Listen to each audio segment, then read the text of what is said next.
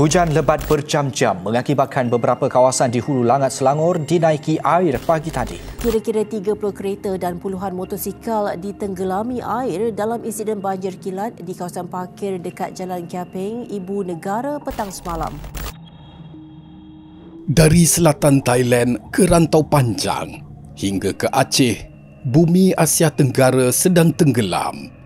Air naik dengan pantas, rumah dan harta hanyut hingga menyebabkan nyawa terkorban. Apabila bencana alam sebegini berlaku, kita akan mendengar naratif yang sama bahawa ini ujian alam, ini bala sebab banyak maksiat. Ya, kita tidak nafikan kuasa Allah Subhanahu Wa Taala. Namun di saat ini, kita perlu merenung satu lagi punca kemurkaan Allah yang sering kita terlepas pandang. Masyarakat akan sibuk tuding jari pada dosa dan maksiat orang bawahan, tetapi kita lupa kepada dosa orang atas, iaitu mereka yang diberi amanah menjaga kampung dan kejiranan, menjaga perairan dan longkang, dan menjaga kesejahteraan orang-orang setempat. Assalamualaikum dan selamat kembali ke Domir TV. Almarhum Pak Lah atau Tun Abdullah Badawi, Perdana Menteri Malaysia kelima, pernah menggunakan istilah Little Napoleon atau Napoleon kecil. Beliau menggunakan istilah ini untuk mengkritik dan memberi amaran terhadap penjawat awam tertentu yang dirasakan menghalang usaha pembaharuan oleh kerana gila kuasa dan terlalu selesa dengan pangkat.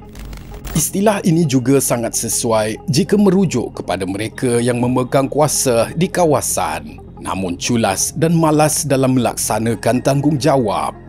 Kedudukan atau pangkat seperti ketua kampung, ahli majlis PBT atau pegawai daerah yang fikir kuasanya sudah sangat besar.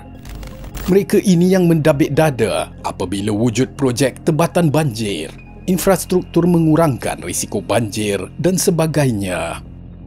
Namun apabila musibah banjir tiba dan air sudah naik ke paras dada, mereka ini jugalah akan hilang, senyap menyepi. Panggilan telefon tidak dijawab, pejabat dikunci, batang hidung pun tidak kelihatan.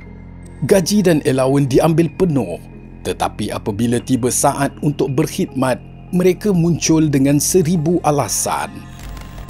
Sungai Ulu Langat ini yang sering melanda di sepanjang jalan Ulu Langat ini, di Dusun Tua, di Taman Seri Nanding, di Sungai Serai, rakyat-rakyat yang miskin ini tiap bulan, tiap 1 bulan 3-4 kali banjir. Ini dah kali kedua hari ini pun air semua naik di dalam rumah masing-masing. 4 tahun yang lepas tenggelam rumah. Saya tak tahu apa bentuk penyelesaian yang boleh dilakukan di sini. Mana pimpinan-pimpinan tertinggi? Tak kira lah parti apa pun. Hadis yang diriwayatkan oleh Abdullah ibn Umar yang bermaksud, ketahuilah setiap kalian adalah pemimpin dan setiap kalian akan ditanya tentang orang yang dipimpin. Pemerintah yang memerintah rakyatnya akan dipertanggungjawabkan atas kepimpinannya. Setiap ketua keluarga akan memimpin isi rumah dan dia akan dipertanggungjawabkan atas kepimpinannya. Isteri bertanggungjawab atas rumah tangganya dan anak-anaknya dan dia juga akan dipertanggungjawab atas tanggungannya. Hamba kepada pemimpin juga bertanggungjawab ke atas harta tuannya. Dia juga akan dipertanggungjawab atas tanggungjawabnya itu. Ketahuilah bahawa setiap kalian bertanggungjawab atas apa yang dipimpin.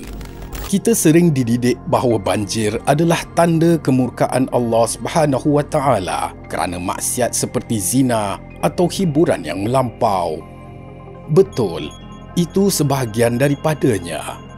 Tetapi kenapa kita lupa bahawa kezaliman dan pengabaian tanggungjawab juga adalah maksiat yang mengundang bala? Dalam Al-Quran, Allah Subhanahu Wa Taala memusnahkan kaum Madian bukan hanya sebab syirik, tetapi sebab mereka menipu dalam urusan harian dan ekonomi. Allah musnahkan kaum Thamud kerana kesombongan pemimpin mereka yang rasa diri mereka kebal dari azab. Allah berfirman dalam surah Al-Anfal ayat 25 yang bermaksud, Dan peliharalah diri kamu dari seksaan yang tidak hanya menimpa orang-orang yang zalim di antara kamu secara khusus, tetapi akan menimpa kamu secara umum. Apabila pemimpin lokal atau Napoleon kecil ini culas dalam membersihkan parit, atau apabila mereka meluluskan projek haram yang menutup laluan air yang sepatutnya, maka azab banjir akan tiba. Dan apabila azab banjir itu sampai, ia tidak akan mencari rumah pemimpin itu sahaja. Rumah orang miskin, rumah orang kaya, rumah orang soleh, rumah anak yatim, semuanya akan terkena. Oleh kerana itu, kita tidak boleh membiarkan golongan Napoleon kecil ini berkuasa, kerana ia adalah satu bentuk menjemput bala dari Allah Subhanahu wa Ta'ala. Namun kita di bawah ini pun tidak boleh melepas tangan.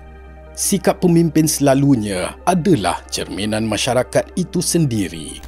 Ada di antara kita yang mempunyai penyakit mementingkan diri sendiri. Kita mengubah suai rumah hingga menutupi longkang awam dan laluan air.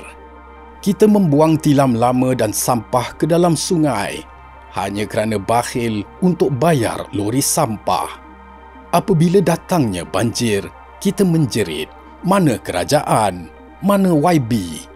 Sedangkan kitalah yang menyumpat aliran air itu sendiri. Islam mengajar kita bahawa iman itu bukan sekadar solat di masjid. Iman itu termasuk membuang duri yang berbahaya dari jalanan. Banjir yang melanda ini akan surut, namun soalan Allah Subhanahu wa Ta'ala tentang amanah dan tanggungjawab di akhirat tetap akan ditanya. Ingatlah, jawatan itu bukan kabel untuk habuan dunia. Ia adalah beban di mahsyar nanti. Jangan diambil hak penuh tetapi memberi kembali khidmat yang kurang. Kecelakaan besar bagi orang-orang yang curang dalam timbangan dan sukatan, iaitu mereka yang apabila menerima sukatan dari orang lain mereka mengambilnya dengan cukup, dan sebaliknya apabila mereka menyukat atau menimbang untuk orang lain mereka kurangi. Tidakkah mereka menyangka bahawa mereka akan dibangkitkan, iaitu hidup semula sesudah mati?